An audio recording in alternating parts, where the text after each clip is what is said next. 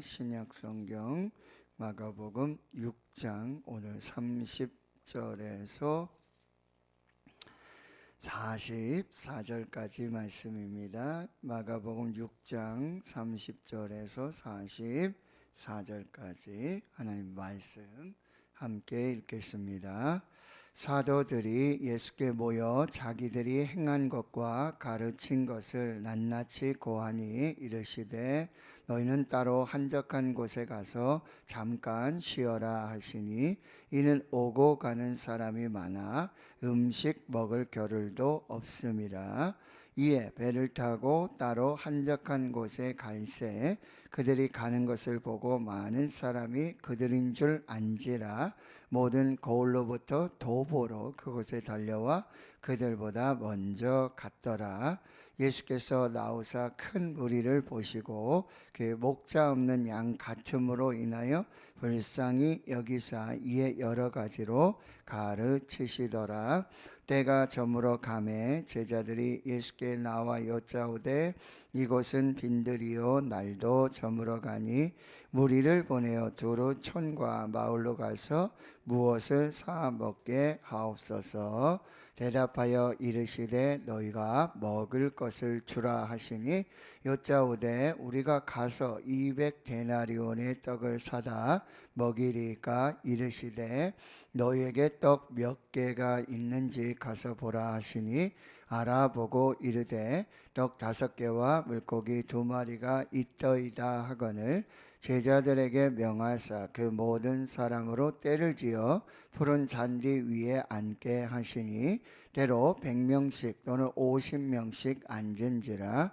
예수께서 떡 5개와 물고기 2마리를 가지사 하늘을 우러러 축사하시고 떡을 떼어 제자들에게 주어 사람들에게 나누어 주게 하시고 또 물고기 2마리도 모든 사람에게 나누심에 다 배불리 먹고 남은 떡 조각과 물고기를 12바구니에 차게 거두었으며 떡을 먹는 남자는 5,000명이었더라. 아멘.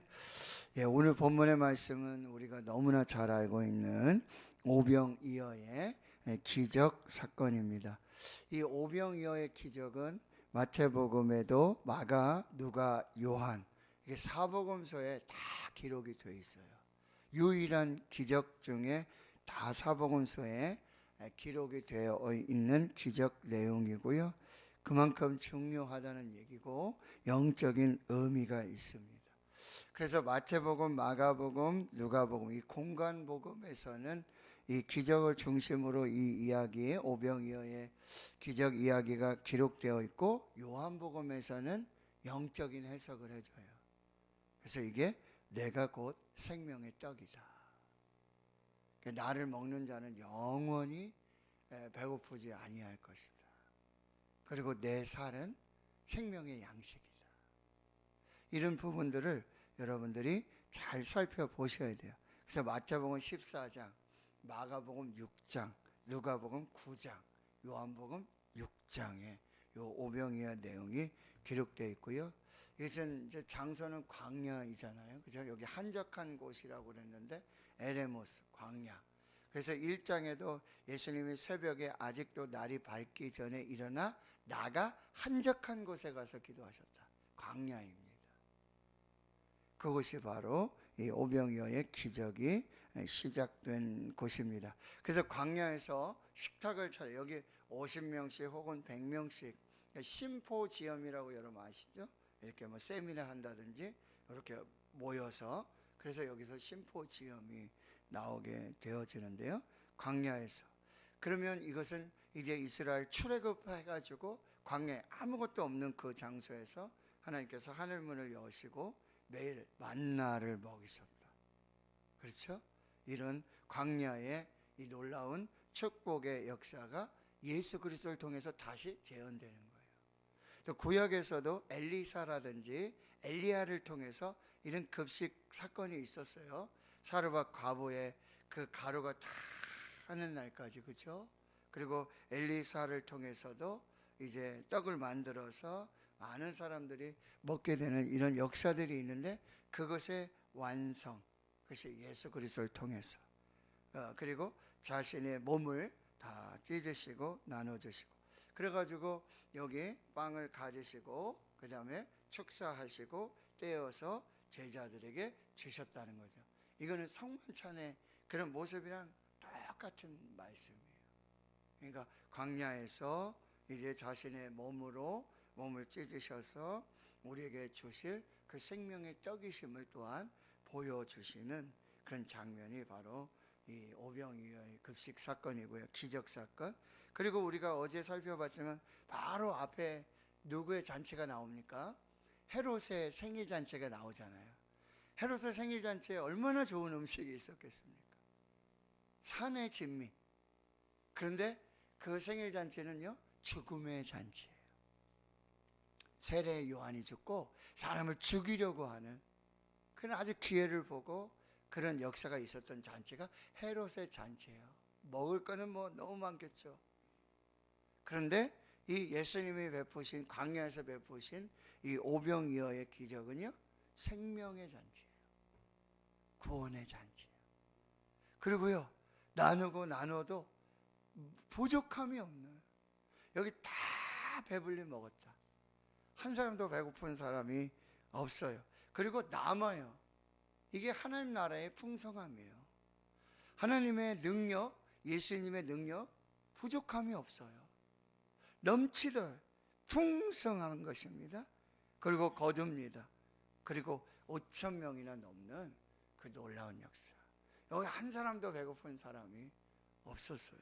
이것이 하나님의 나라, 하나님의 풍성한 그 긍휼하심, 사랑하심, 은혜로우심, 이 모든 것을 다 보여주는 이것이 바로 이 오병이어의 기적 사건이라는 거예요. 근데 여러분 30절은 이렇게 시작하죠. 사도들이 예수께 모여 자기들이 행한 것과 가르친 것을 낱낱이 고하니. 30절 이전에 우리가 샌드위치 구조 기법을 마가복음이 많이 사용한다 그랬죠. 그래서 7절에 가보면 6장 7절에 12제자를 부르시고 둘씩 보내시고 더러운 귀신을 제어하는 권능 주시고 여행을 위해 지팡이 위에 양식이나 배낭이나 전대나 돈이나 아무것도 가지지 말고 신만 신고 두벌옷도 입지 말고. 여러분, 이 거지 전도 여행이라고 그러죠.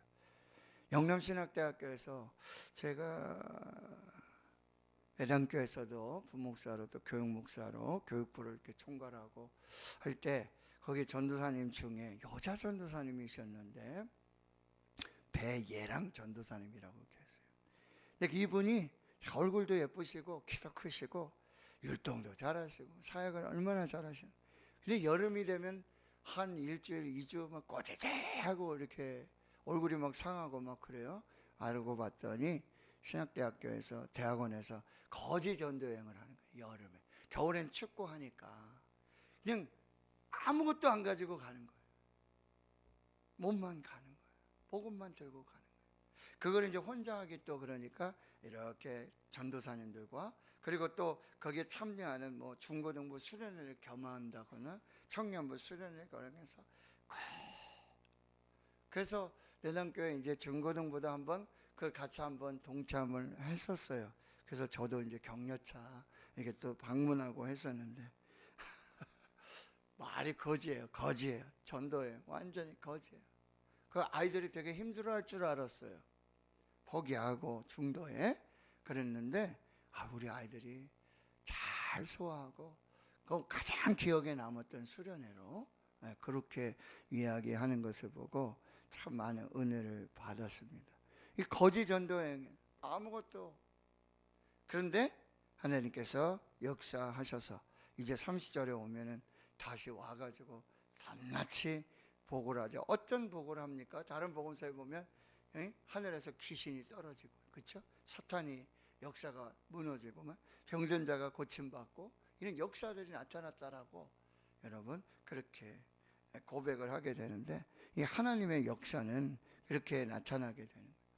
31절에 예수님은 너희가 따로 한적한 곳에 가서 잠깐 쉬어라. 휴식을 명령하죠. 여러분 이렇습니다. 제자는 사도는요 사역을 해야 합니다. 그리고는 반드시 하나님 주시는 쉼과 휴식의 시간이 필요해. 이게 균형이 맞춰져야 돼요. 이게 안식의 개념이에요. 하나님이 안식일을 만드셨잖아요. 그렇죠? 그래서 어떤 유명한 성악가가 자기가 너무나 좋아하는 노래를 어떤 작곡가로부터 받아가지고 노래하고 그 성악을 하고 죽었대요. 그게 무슨 일이냐? 그 악보에 쉼표가 없어서 쉼없이 노래를 하고는 쉼표가 없어서 뭐 죽었다는 이렇게 우스갯소리가 있더라고요. 그러니까 여러분, 우리 사역자들도요, 여러분들도 반드시 6일 일하시고 주일에는 쉬셔야 돼요. 이게 하나님의 생명의 법칙이에요. 그래서 주일은 쉽니다. 이건 여러분, 내가 쉬는 게 아니라 뭐죠? 하나님께서 쉼을 명령하신 것이고, 그리고 하나님께서 그 쉼을 통해서 뭐예요? 예배하고 말씀, 기도, 또 교제하는 그런 공동체 교제를 통해서 하나님께서 새 힘을 주는 거예요. 그러니까 쉬어도 뭐예요? 주 안에서 쉬어야 돼요. 그리고 이 사역과 쉼을 정확히 구별을 해야 돼요. 어떤 사람은 일하는 건지 쉬러 가서 일하죠. 일하면서 쉬고. 사역과 쉼을 완전히. 그걸 어떻게 해요? 따로. 그리고 한적한 곳, 광야죠. 그리고 거기 가야 돼요. 그거 잠깐 쉬어야 돼요.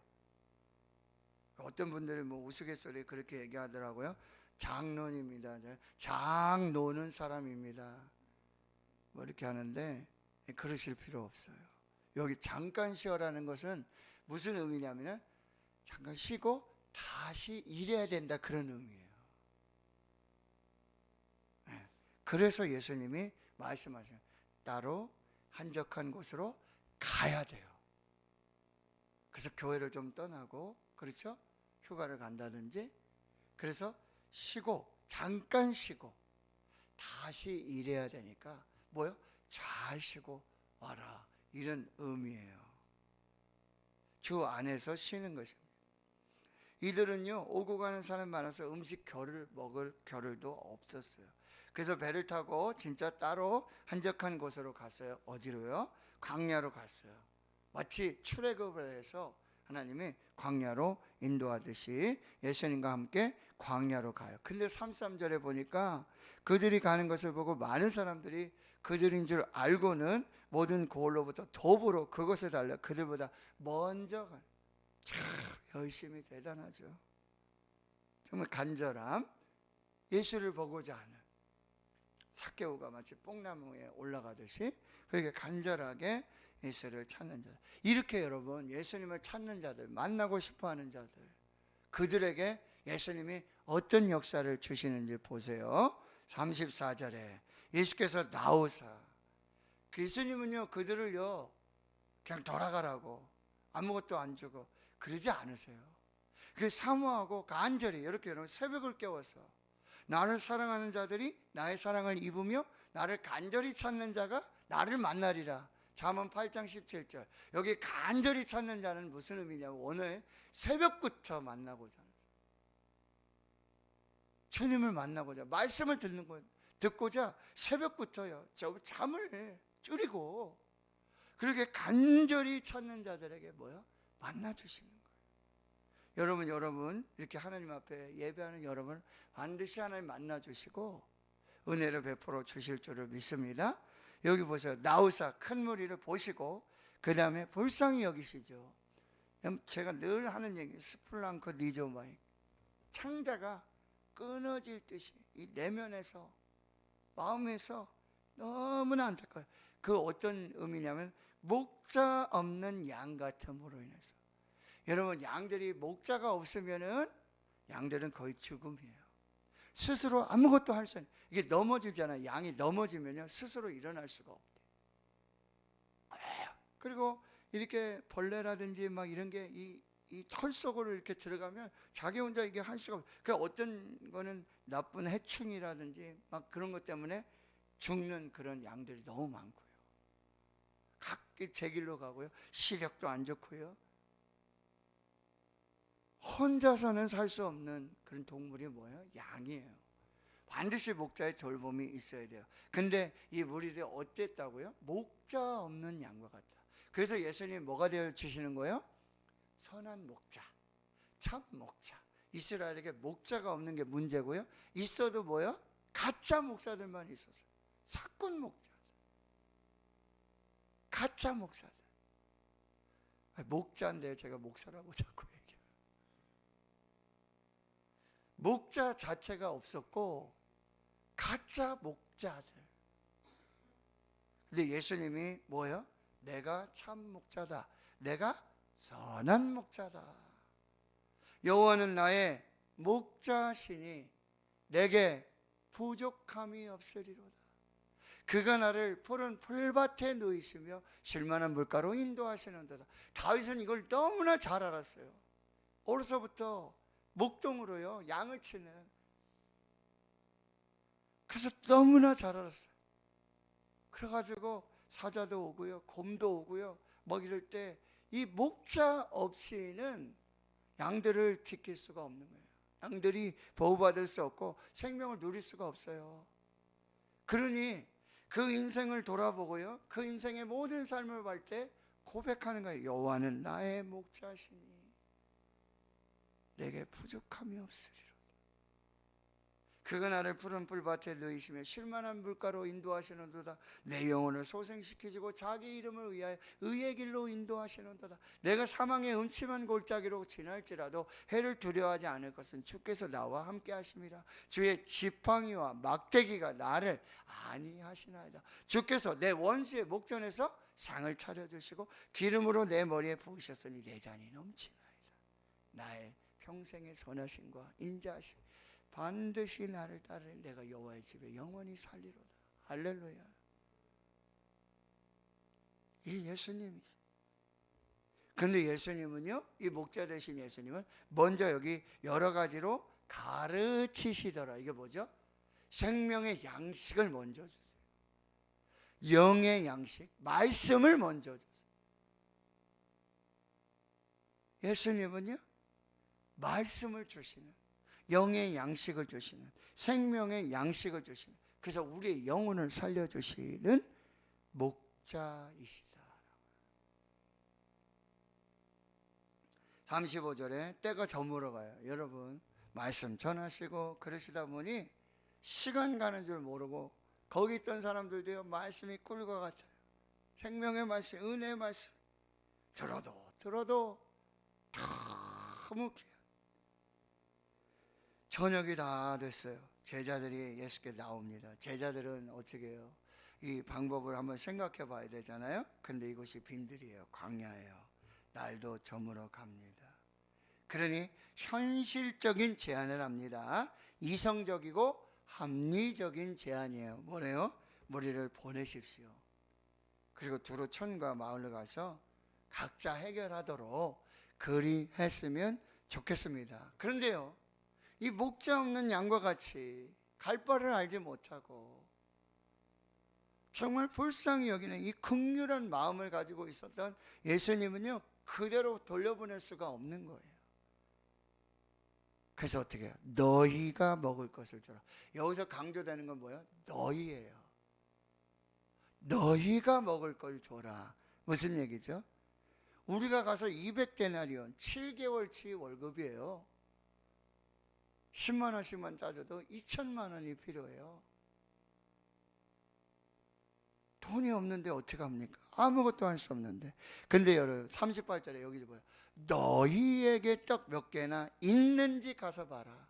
예수님은요 없는 것으로도 다 하실 수 있지만 예수님 우리에게 있는 것을 통해서 그것이 예수님의 손에 들어가면 우리에게 있는 것, 그게 아무리 작을지라도 떡 5개, 물고기 2마리, 이건 한 어린아이의 도시락이에요. 200데나리온 2천만 원에 비하면, 여기 5천 명에 비하면 한 사람 목밖에 안 되는 거예요. 근데 예수님 우리에게 말씀하세요. 너희가 먹을 것 줘라. 이제 무슨 얘기예요? 내가 지금은 생명의 떡으로 내가 이렇게 살리고 구원하는 역사를 이루지만 이게 너희들의 사명이다. 이제 너희들이 먹여야 된다. 너희들이 살려야 된다. 교회가 해야 된다. 교회 사명으로 주시는 거예요. 그럼 우리가 지금 아무것도 할 수 없는데 뭐 어떻게 합니까? 너희에게 떡 몇 개나 있는지 가서 봐라. 있는 것 가지고 시작해라. 여러분, 이 이야기를 여러분이 잘 아실 거예요. 1955년에 가을에 미국의 오리건주 유레게의 그 마을에 위문 공연단이 와가지고 영화를 보여주는데 1955년에 저 동방에 이름도 없는 알지도 못하는 대한민국이라는 코리아라는 나라가 있는데 전쟁이 나가지고 다 무너지고 다 고하고 다 죽고 뭐 이런 홍보 영상 영화를 본 한 부부, 이 가난한 농부가 있었어요. 근데 마음이 계속해서 저들을 돌봐야 되겠다. 그래서 자기 땅의 절반을 팔아가지고 한국으로 와가지고 그건 전쟁고와 8명을 데리고 가서, 근데 그거를 본 마을, 그 작은 마을의 사람들이 우리도 그러면 해야 되겠다. 그 이 사람은요 남은 땅 절반도 다 팔아가지고 또 한국으로 와가지고 또 많은 전쟁고아들 다 되네. 그리고는 아예 그 일을 하기로 작정을 합니다. 이 농사 짓는 거 다 포기하고 이 사람들 어떻게 살릴까? 이 어린 영혼들 어떻게 살릴까? 그래서요 그의 평생에 6만 6천 명의 이 고아들을 입양해서 그의 생명 살리는 역사를 이루었는데, 이 사람들은 해리 홀트 부부예요. 홀트 복지 아시잖아요.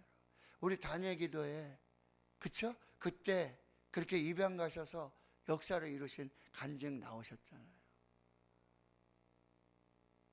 하나님은요, 예수님은요 우리에게 없는 것으로 뭐 하라 하지 않으세요. 그리고 여기 말씀하세요. 38절에 보면 알아보고 떡 5개 물고기가 있습니다. 이거밖에 없습니다. 여러분, 사람에게, 우리에게는 이것밖에 안 되죠. 이거 가지고 아무것도 할 수 없어요. 한 사람도 안 돼요.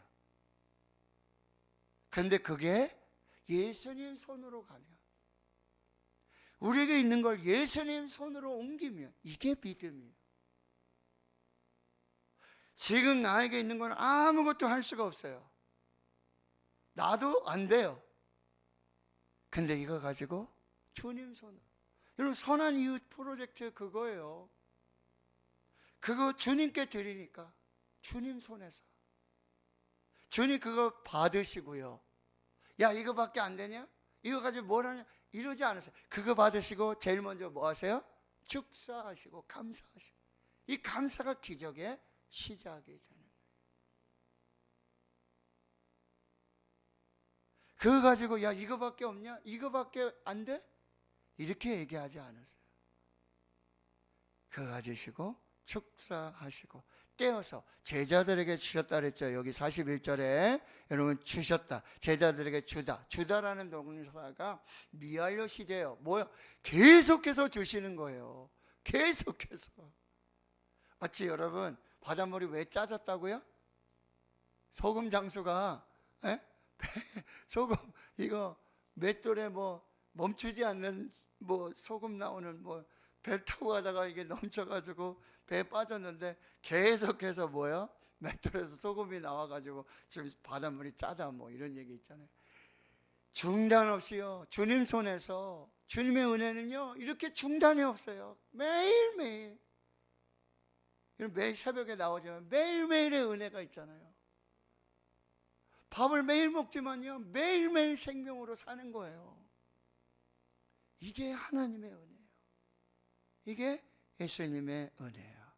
사람들의, 제자들은요 지금 주님 손에서 계속 일어나는 이 일들 나누기 바빠가지고 이게 어디서 시작, 이거 알 수 없는 거예요. 이렇게 신비한 거예요. 하나님의 은혜는 알 수도 없고 깨달을 수도 없고, 그거 어디 조사할 그런 시간이 없어요. 하나님의 은혜는요 그렇게 풍성하고 놀라운.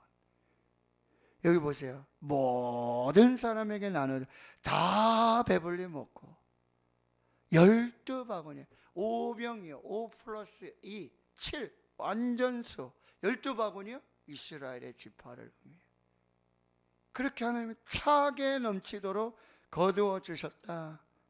이건 예수님의 능력, 그리고요 예수님의 사랑, 넘치는, 중단이 없는, 부족하지 않는, 모자라지 않는 그런 하나님의 사랑이라고 한다는 거죠. 인도 캘커타에서 여러분 빈민 사역을 했던 마더 테레사, 하나님에게는 손이 없으십니다. 다만 우리의 손을 가지고 일하실 뿐입니다. 하나님 손이 없으십니다. 다만 우리의 손을 가지고 일하실 뿐입니다. 주님의 손과 주님의 발이 되어서 정말 목자 없는 양과 같이 불쌍히 여기는 그 마음을 가지고 감사로 시작하고 또 하나님이 이루실 그 역사를 믿음으로 바라보면서 오늘도 우리에게 주어진 이 사명을 잘 이루어가는, 여러분 오늘 본문 너무나 우리에게 주시는 메시지가 너무 많아요.